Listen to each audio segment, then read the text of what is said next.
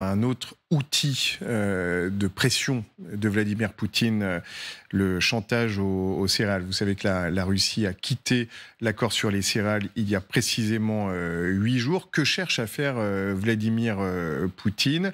L'histoire nous enseigne que lorsque une crise alimentaire arrive, ça peut conduire à des émeutes de la faim et une déstabilisation géopolitique. Est-ce que c'est ce que le président russe recherche? On va se poser la question après les indispensables de Quentin Bérichel. Bonsoir Quentin. Bonsoir Emmanuel, bonsoir à tous. Alors, l'accord sur les céréales, on vient juste d'en parler. Qu'a dit Vladimir Poutine de cet accord ? Eh bien, le président russe a publié une note signée de sa main sur le site officiel du Kremlin. Il y présente les enjeux du prochain sommet Russie-Afrique qui débutera jeudi à Saint-Pétersbourg, je vous le rappelle. Et il revient notamment sur la fin de l'accord sur les exportations de céréales, du blé ukrainien depuis les ports de la mer Noire. On le sait, ces accords permettaient jusqu'alors l'approvisionnement par bateau de dizaines de millions de tonnes de grains à destination notamment des pays africains. Mais depuis la semaine dernière, plus aucun bateau ne rentre ni ne sort des ports ukrainiens. Vladimir Poutine rejette la faute sur l'Occident, coupable selon lui d'avoir détourné des millions de tonnes de grains. Cet accord a été utilisé sans vergogne, exclusivement pour enrichir de grandes entreprises américaines et européennes qui exportaient et revendaient des céréales d'Ukraine, déclare le président russe. Il justifiait alors la sortie de la Russie dans l'accord. Compte tenu de tous ces faits, l'accord qui ne respectait pas son objectif humanitaire a perdu de son sens. Nous nous sommes opposés à le renouveler. En façade, donc, Vladimir Poutine se montre préoccupé pour l'aide alimentaire à destination des pays africains. Voilà, alors il y a évidemment ce qu'il dit et ce qu'il fait, et ça a parfois de grandes conséquences. Oui, d'abord parce qu'il faut le rappeler, la Russie et l'Ukraine sont les leaders mondiaux des exportations de céréales. Pour l'Égypte, par exemple, 80% des importations céréalières du pays proviennent des ports de la mer Noire. En mettant fin à l'accord, Moscou fait peser le risque d'une pénurie de grains dans le monde. Et puis en plus de cela, depuis la fin de l'accord, il y a 8 jours, Moscou a bombardé à de nombreuses reprises le port d'Odessa, d'où partaient les bateaux remplis de céréales. Les silos remplis de grains ont d'ailleurs été ciblés. 60 000 tonnes de grains ont été détruits. Résultat, depuis les premières attaques, les cours mondiaux des céréales se sont envolés. Regardez par exemple, la tonne de blé, eh bien, elle est passée de 234 € à 264 € en une semaine, soit 12% d'augmentation. Le problème, c'est que mécaniquement, cette hausse du prix de la matière première entraîne une inflation globale des prix. Le pain, par exemple, aliment de base dans certains pays, comme en Égypte, devient économiquement inaccessible pour une grande partie de la population. Et puis c'est le cas également de la viande, car le bétail se nourrit presque exclusivement de céréales. Et l'histoire nous a montré que l'inflation du prix du blé n'a pas que des répercussions alimentaires, mais aussi géopolitiques. Oui, de tout temps, les pénuries alimentaires ont conduit parfois à des soulèvements populaires, allant même jusqu'au renversement de gouvernements. Le meilleur exemple, c'est le printemps arabe en 2011. Et déjà à l'époque, on parlait de la Russie et de l'Ukraine. À l'époque, à cause de la sécheresse, l'Ukraine et la Russie voient leur récolte de céréales diminuer de 30%. Les prix sur les marchés s'envolent et dans de nombreux pays arabes dépendants des exportations russes et ukrainiennes, la population n'a plus les moyens, par exemple, d'acheter du pain. C'est un des éléments déclencheurs qui met le feu aux poudres et qui conduira à terme à la chute de nombreux régimes considérés comme autocratiques dans les pays arabes. En 2011, Vladimir Poutine était déjà largement au pouvoir en Russie. Il connaît donc les conséquences géopolitiques de l'inflation du prix du blé russe et ukrainien. De là à dire qu'il souhaite voir émerger des émeutes de la faim dans certains pays, je vous laisse en débattre. Merci beaucoup Quentin. On va en débattre, effectivement. Stéphane Marchand, votre regard là-dessus, est-ce qu'il y a une stratégie dans ce chantage aux exportations de céréales de la part de Vladimir Poutine? En effet, on sait qu'il connaît l'histoire, on sait qu'il connaît aussi un certain nombre de leviers pour faire pression, notamment sur l'Occident.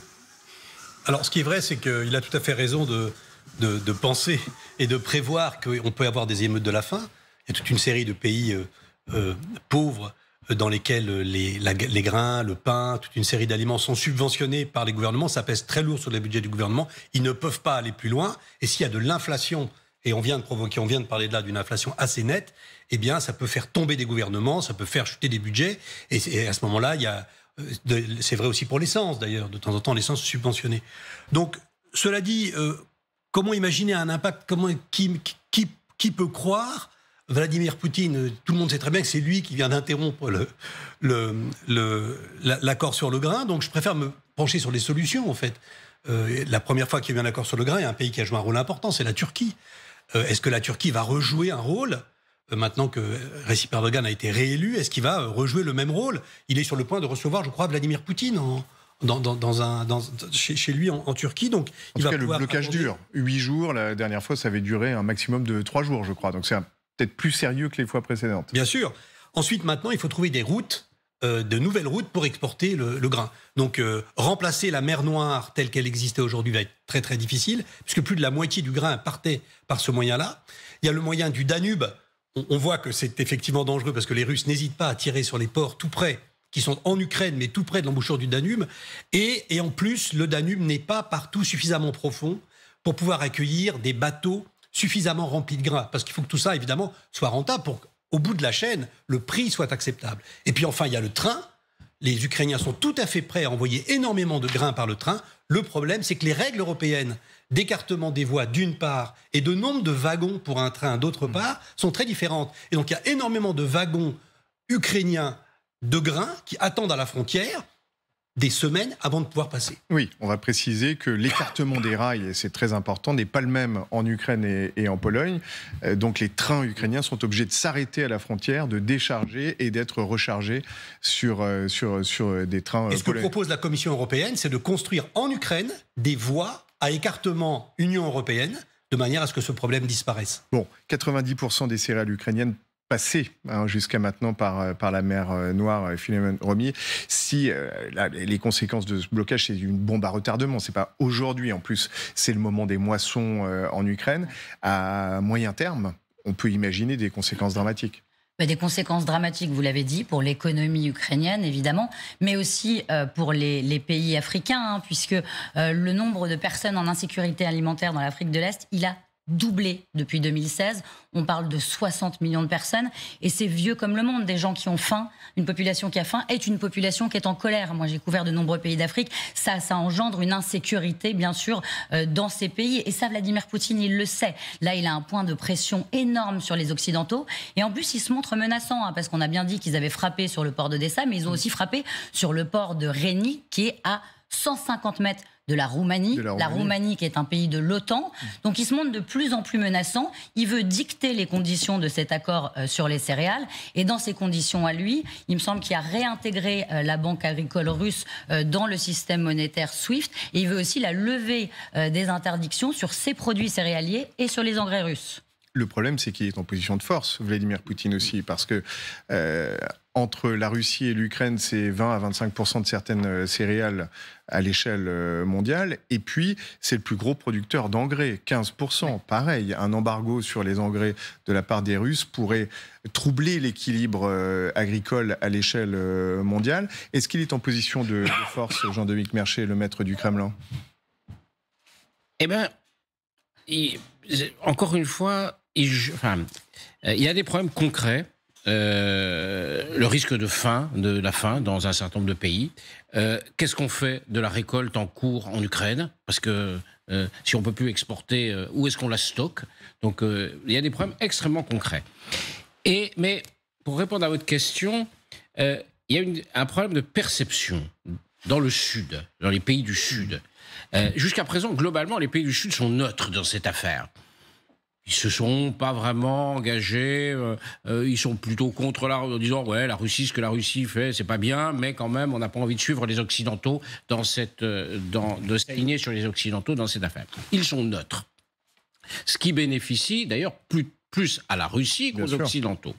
Là, eh bien, toute la question, c'est de savoir comment ils vont percevoir, à la fois les gouvernements et les opinions publiques, comment ils vont percevoir ce qui se passe. C'est-à-dire, s'ils n'ont plus de blé, ou moins de blé, ou d'engrais, ils vont dire, quel est le responsable? Est-ce que ce sont les Russes? Parce que les Russes cassent le port d'Odessa, parce que les Russes interdisent l'exportation en mer Noire, ou est-ce que ce sont les Occidentaux qui provoquent la guerre avec la Russie? C'est ça l'enjeu.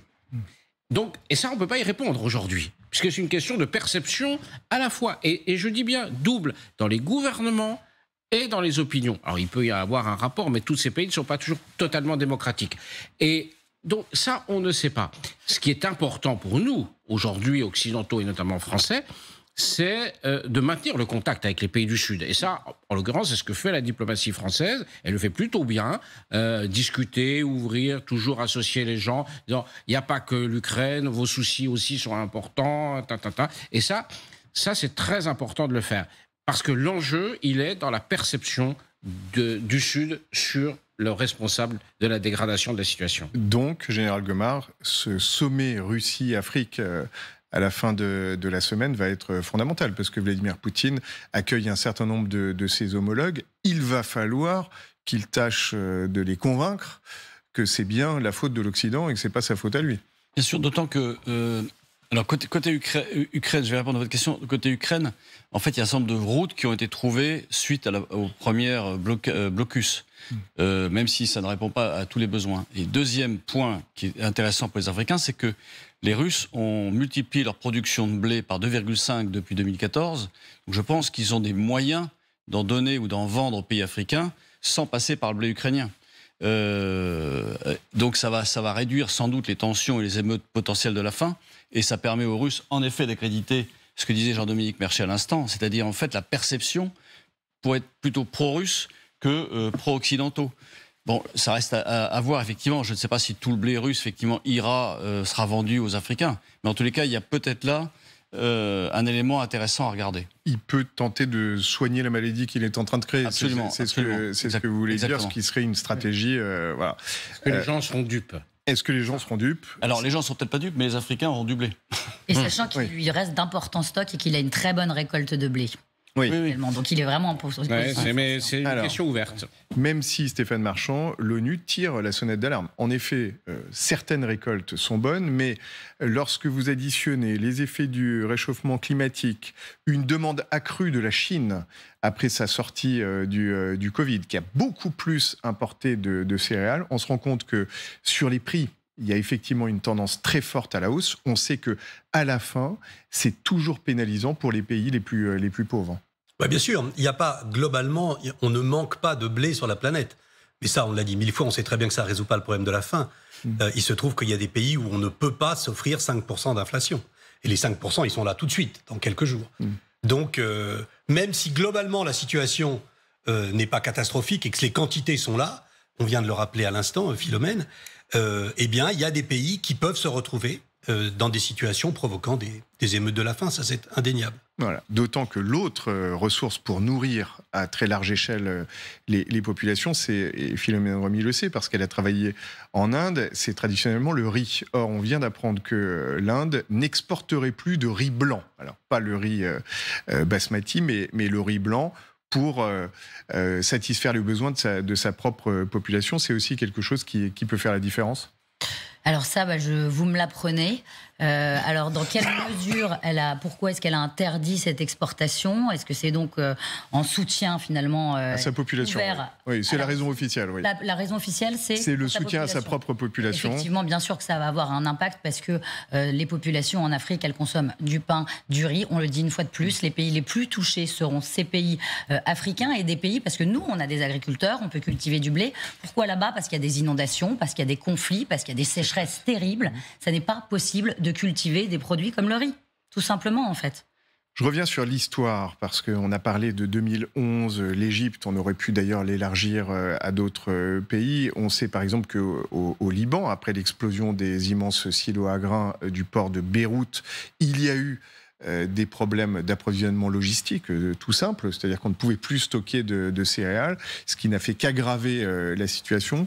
On le voit, la céréale, le blé notamment pour faire le pain, ça peut changer complètement la donne géopolitique d'un pays. C'est donc une arme redoutable. Moi, je pense que c'est une arme redoutable, en effet. Ce que disait Philomène Remy à l'instant, c'est qu'effectivement, il y a des pays qui sont incapables d'en produire, que ce soit du blé ou du riz d'ailleurs. Or, c'est la nourriture de base de la population en règle générale. Et en particulier de ces pays, on voyait tout à l'heure des boulangers qui fabriquaient du pain à la méthode africaine. J'allais dire, ils ont besoin de ça. Et effectivement, s'ils ne sont pas capables de s'acheter ça à cause de l'inflation, ça devient compliqué et ça déstabilise le monde. Donc il y a une véritable géopolitique, comme il y a une géopolitique du pétrole, il y a une géopolitique du blé, évidemment.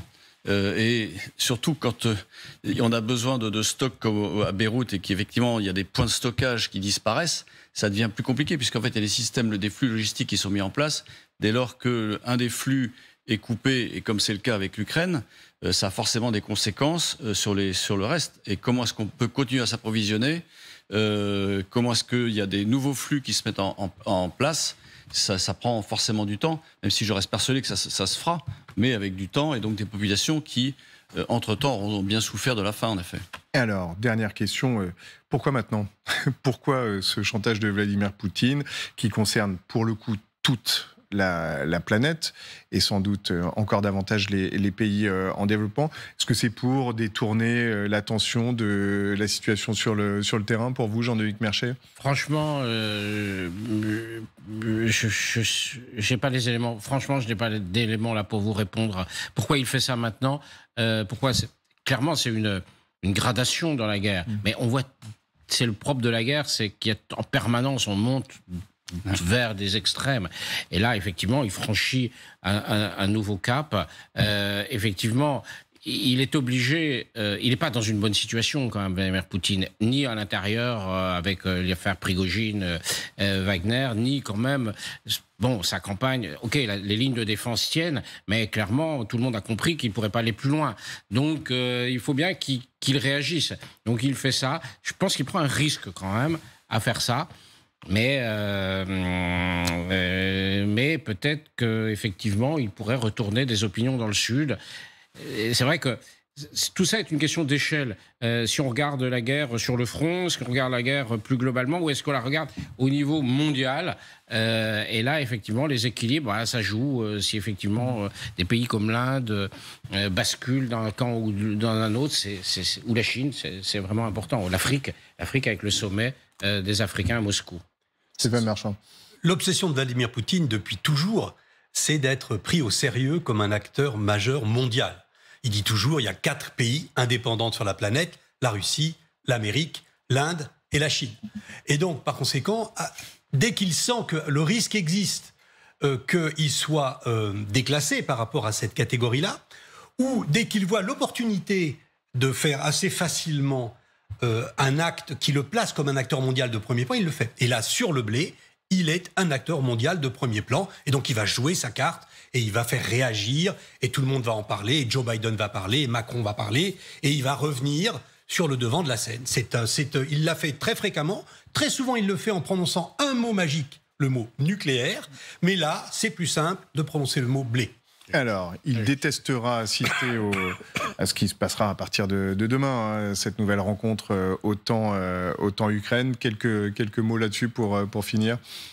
Sur l'OTAN-Ukraine, l'Ukraine attend beaucoup de l'OTAN, évidemment. La vraie difficulté pour l'OTAN, c'est que ce pays est en guerre. La vraie difficulté, c'est que tous les pays appartenant à l'OTAN ne sont pas d'accord sur les conditions d'entrée. Certes, les Américains décident. Joe Biden a été très prudent, très mesuré dans ses propos. Donc j'imagine qu'ils ne rentreront pas encore dans l'OTAN, même si derrière, il y aura sans doute des conditions de sécurité qui seront proposées à l'Ukraine. Sur la mer Noire, peut-être. Oui, sur la mer Noire. Un des enjeux très importants. Philomène Romier rappelait tout à l'heure qu'il y a eu des tirs quand même qui étaient à proximité de pays membres de l'OTAN, notamment la Roumanie.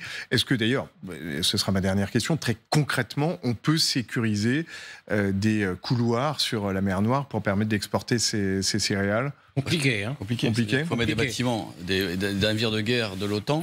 Ouais, ça veut dire qu'on va se frotter à la marine russe, hein, clairement. Ça veut dire que on envoie des forces, des bateaux de l'OTAN qui vont s'opposer à des bateaux russes. Voilà. C'est compliqué politiquement. Voilà. C'est faisable techniquement. avec quand même des difficultés, parce que les champs de mines, tout ça, ça existe aussi à la mer, les champs de mines. Hein. On parle pas de champs de mines, mais on met des mines dans l'eau. Mais c'est possible, mais c'est un risque que je suis pas sûr que les Occidentaux soient prêts à le courir demain. Alors, que peuvent-ils s'engager à faire demain? Parce que malgré tout, il faudra bien qu'ils discutent. Ça, c'est difficile de le savoir. Je vous pose des questions un petit peu trop... Non, vous avez raison. Moi, trop complexe. Non, mais je reste persuadé qu'en fait, c'était une des réponses de Poutine à l'attaque du pont sur la Crimée, enfin du pont de Kerch, je veux dire. C'est-à-dire que c'était la réponse de Poutine en vengeance d'un tir sur son pont personnel, presque, puisqu'il l'a inauguré en grande pompe, etc. Et donc, il continue à détruire Odessa, parce qu'en fait, de mon point de vue, son objectif, c'est que la mer Noire soit russe. Et Odessa était un objectif premier. Enfin, lors de l'offensive russe, en fait, ils espéraient atteindre Odessa. Ils sont arrivés à une centaine de kilomètres d'Odessa, chose qu'ils n'ont jamais réussi à faire. D'abord, sur le terrain, c'est assez compliqué. Maintenant, que peut faire l'OTAN, si ce n'est dialoguer avec les Russes pour voir comment est-ce qu'on peut s'arranger? Je ne vois pas très bien militairement, à part déployer des bateaux escorteurs des céréaliers ukrainiens. Est-ce qu'on en arrivera là? Peut-être. On en revient au grand absent de ces derniers jours, qui est Erdogan, qui jusqu'ici était le médiateur pour reconduire cet accord sur les céréales, et on ne l'a pas vu, le président turc. C'est vrai que ces temps-ci, on l'avait longtemps senti un peu basculant du côté russe. Là, on se demande ce qu'il fait, ce qu'il veut. Il donne l'impression de vouloir se rapprocher des Américains, probablement pour des histoires liées à des possibles livraisons de F-16. Voilà, il est dans une phase où il est plutôt tenté par un rapprochement avec les Américains. Il n'est pas impossible d'ailleurs que les Chinois soient aujourd'hui dans un état d'esprit un tout petit peu similaire à celui d'Erdogan pour d'autres raisons. Donc voilà, la Turquie, c'est un acteur majeur qui pour l'instant est un tout petit peu inactif, vous avez raison. Et puis, il a une crise économique assez sérieuse sur les bras, et tout ce qui peut lui rapporter, il le prendra. Voilà, donc c'est assez pragmatique.